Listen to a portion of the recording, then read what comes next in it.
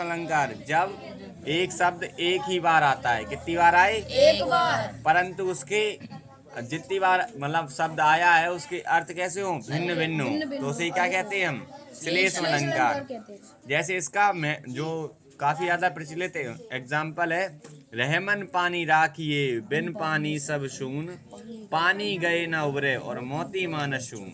ये इसका सबसे ज्यादा पूछे जाने वाला उदाहरण है। फिर इसके बाद आते हैं अर्थ अलंकार। कौन से अलंकार? अर्थ अलंकार।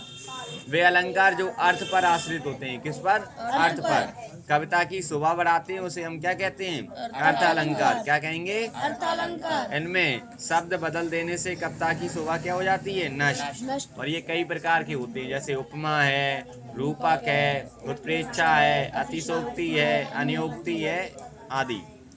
उपमा अलंकार जब किसी भी अलंकार या काव्य में सा सी से सरिस जनो मनु आदि शब्द आपको दिख जाएं पंक्ति में, तो वहाँ पे समझ लोगे आप कौन सा अलंकार है? उपमा। उपमा। जैसे पहली पंक्ति में दे रखा है पीपत पाद सरस मन डोला, इसमें जो शब्द सरिस है वो पहचान बता देता है कि ये अलंकार कौन सा है? उपमा अलंकार है। फिर इसके बाद आता है रूपक अलंकार। क्या आता है? रूपक अलंकार। जहाँ पर एक वस्तु की दूसरी वस्तु से तुलना की जाती है परंतु समता सूचक शब्द प्रयोग नहीं होता, वहाँ पे कौन सा होता है अलंकार? रूपक अलंकार। उदय उदित गिर मंच पर रघुवर बाल पतंग, ये इसका क्या है? उदाहरण है। फिर आते हैं उत्प्रेक्षा अलंकार। कौन सा? उत्प्रेक्षा अलंकार। जहाँ उपमेय में उपमान की कल्पना की जाती है, यानी कि कोई चीज होती नहीं है पर उसकी तुलना कर दी जाती है, या किसी भी ऐसी चीज जो उसके समान ना होते हुए भी थोड़ी कंपैरिजन कर दिया जाता है, वही क्या कहलाता है? उत्प्रेक्षा अलंकार। इसका एग्जाम्पल है अंबर में तारे मानो मोती अनगिनत है, या मुख मानो चंद्र है, यानी कि आपका मुख कैसा लग रहा है? चंद्र की तरह। तो ऐसे इसकी तुलना की जाती है। फिर अतिशोक्ति काफी ज्यादा इम्पोर्टेंट है, जहाँ पर किसी वस्तु को खूब बढ़ा चढ़ा कर उल्लेख किया जाता है, वहाँ पे कौन सा अलंकार होता है? अतिशयोक्ति। पानी पारत को हाथ धो नाही और नैनन के जल से सो पग धोई, यानी कि।